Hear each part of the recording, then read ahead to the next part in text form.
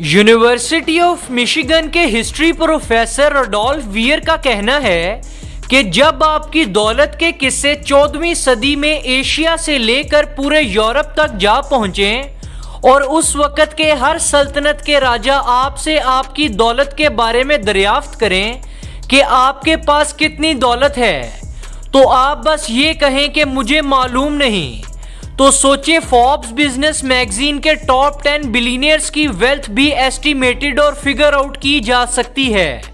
मगर हमारा आज का टॉपिक जिस इंसान पर है उसकी नेटवर्थ के लोग आज भी सिर्फ अंदाजे लगाते हैं।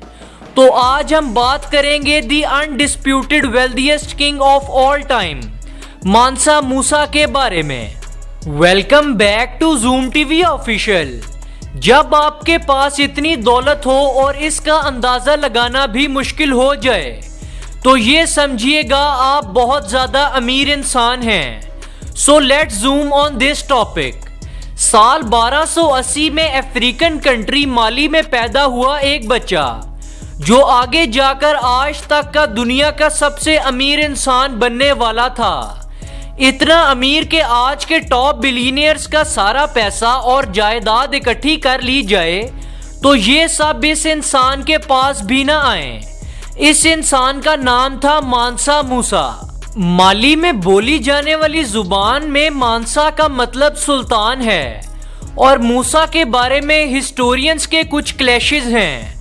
कुछ हिस्टोरियंस का कहना है कि मूसा माली के सुल्तान फगाले का बेटा था, वहीं दूसरी तरफ ज्यादातर हिस्टोरियंस का ये मानना है कि मूसा माली के 9वें सुल्तान अबू बकर कीता दोम के करीबी लोगों में से एक था, जिसे मानसा अबू बकर कीता दोम के बाद माली का नया सुल्तान यानी मानसा बनाया गया था। तो हम भी हमारी सेकंड थ्योरी की तरफ ही चलते हैं जहां ज्यादातर हिस्टोरियंस रिलाय करते हैं। साल 1312 में जब मानसा अबू बकर ने अपनी अजीम सल्तनत की बॉर्डर लाइंस को मजीद बढ़ाने के लिए एक समुद्री सफर का फैसला किया ताकि अगर अटलांटिक ओशन की दूसरी तरफ कोई और जमीन है तो उस पर भी कब्जा कर लिया जाए और माली सल्तनत को मजीद बढ़ाया जा सके। मानसा अबू बकर अपने साथ 3000 समुद्री जहाजों का बेड़ा लिए निकल पड़े। अटलांटिक ओशन में जाने से पहले मानसा अबू बकर दोम मूसा को अपना जाननशीन मुकर्रर कर गए। इसके बाद सुल्तान को गए हुए दिन नहीं, हफ्ते नहीं बल्कि कई महीने हो चुके थे, मगर आज तक सुल्तान का कोई अता पता नहीं चल सका। इसके बाद मूसा को पूरी तरह से माली का नया सुल्तान यानी मानसा बना दिया गया। माली सल्तनत के पास पहले से ही अच्छे ज़खायर मौजूद थे, जिसकी वजह से माली एक अच्छे तरीके से अपने पिछले सुल्तानों के नीचे चला आ रहा था। मूसा के एम्पावर आते ही कई नई पॉलिसीज के साथ माली बनने वाला था super wealthiest empire of entire world. Musa ने जब गद्दी संभाली तो उसका सबसे ज्यादा फोकस था माली एम्पायर के एनुअल रेवेन्यू को इंक्रीज करना। इसके लिए उसे जरूरत थी ट्रेड बढ़ाने की और उस वक्त माली और इसकी नेबरिंग कंट्रीज में सोने और नमक की कई कानें मौजूद थीं। मूसा के जहन के मुताबिक अगर माली को अफ्रीका का सबसे डोमिनेंट एम्पायर बनाना है तो इसके लिए मूसा ने कई छोटे मुल्कों और सल्तनतों को अपने अंडर कर लिया जिनमें सोने और नमक के ज़खायर मौजूद थे और वहां के राजाओं को अपना अलायंस बनाकर माली को नमक और सोने का ट्रेड हब बना दिया। और आने वाले वक्त में माली ने मिडिल ईस्ट को भी कैप्चर कर लिया ट्रेड के हिसाब से। मूसा ने जब नमक और सोने पर टैक्स लगाया और उस वक्त गोल्ड ही था जो इंटरनेशनल ट्रेड करेंसी के तौर पर यूज हो सकता था और इसका सबसे बड़ा प्रोड्यूसर माली का सुल्तान था। इस गोल्ड पे टैक्स लगाने के बाद सबसे ज्यादा फायदा माली की इकोनॉमी को हुआ क्योंकि गोल्ड की ट्रेड पूरे अफ्रीका, आधे एशिया और पूरे मिडिल ईस्ट में थ्रू माली हो रही थी। तो इस तरह मूसा ने खुद को और अपनी सल्तनत को मोस्ट वेल्थिएस्ट इकोनॉमी बना लिया। आज भी जब इकोनॉमिस्ट अपने सर जोड़कर बैठते हैं मूसा की वेल्थ को कैलकुलेट करने के लिए, तो उनका जवाब हमेशा यही आता होगा, वैल्यू नॉट बी एस्टिमेटेड और एरर इन दी कैलकुलेटर। आप इस इनकैलकुलेट वैल्यू का अंदाजा इस चीज से लगा लें कि जब मानसा मूसा 1324 में हज के लिए माली से मक्का गए तो ये सफर 9600 किलोमीटर लंबा था।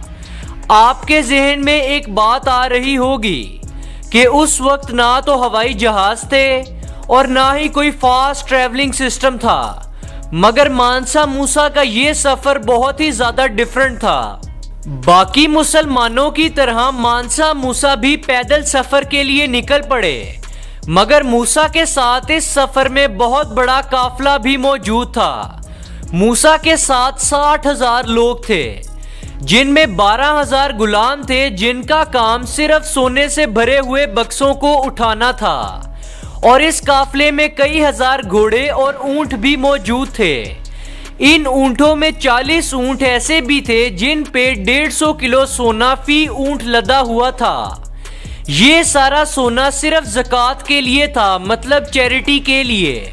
मानसा मूसा के बारे में इजिप्शियन हिस्टोरियंस लिखते हैं, जब मूसा के काफिले का पड़ाव दुराने हज कायरो यानी कैपिटल ऑफ इजिप्ट में हुआ, तो मूसा ने सिर्फ पूरे मिस्र में 20,000 किलो सोने के सिक्कों की ज़कात की, जिसकी वजह से मिस्र में सोने की कीमतें गिर गईं और अगले 12 सालों तक ये कीमतें ऊपर ना जा सकीं।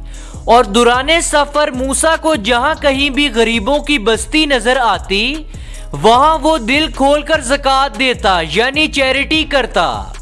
मक्का पहुंचने पर मानसा मूसा जब तक वहां रहा तो पूरी दुनिया से आए हुए मुसलमानों के लिए मुफ्त खाने का इंतजाम करवाता रहा। कहा जाता है कि मानसा मूसा ने कायरो, मक्का और मदीना में हज के दौरान टोटल 60,000 किलो सोने से बने सिक्के लोगों में ज़कात किए। इन सब के अलावा माली से मक्का तक के सफर में मूसा हर जुम्मे के दिन मतलब फ्राइडे को एक मस्जिद बनवाता अपनी नमाज़े जुम्मा की अदायगी के लिए। इस तरह की कई कीमती मसाजिद आज भी कायम हैं और कहा जाता है कि इन मसाजिद को माली के मानसा मूसा ने अपने मशहूर हज सफर पर बनवाया था। मैंने आज तक इतनी ज्यादा चैरिटी किसी और बादशाह या सुल्तान की नहीं सुनी। वहीं इस चैरिटी की वजह से पूरे मिडिल ईस्ट और अफ्रीका में हाइपर इन्फ्लेशन आ गया था। मतलब सोने की प्राइस फॉर एग्जाम्पल 100 रुपए थी तो वो 10 रुपए पर जा गिरी। हज से वापस आकर मूसा ने माली में कई शहर बसाए।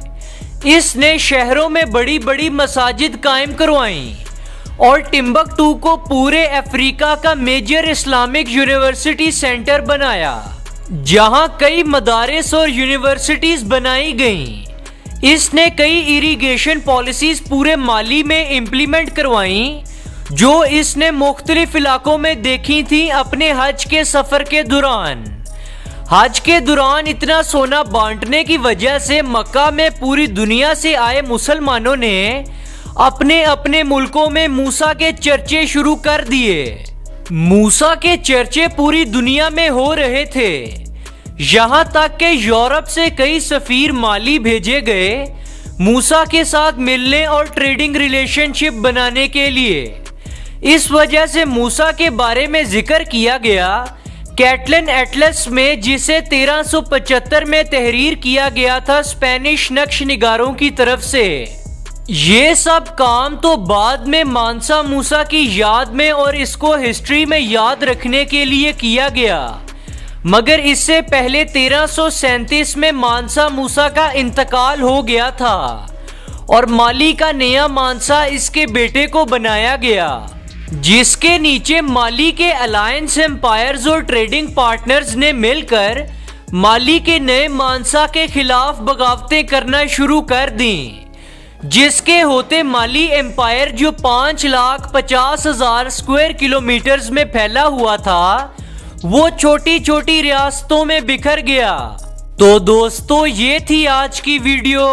आपको ये वीडियो कैसी लगी इसका इज़हार कमेंट सेक्शन में लाजमी करिएगा और वीडियो को लाइक और शेयर जरूर करें। आपसे जल्द मुलाकात होगी नेक्स्ट वीडियो में। अल्लाह निगहबान।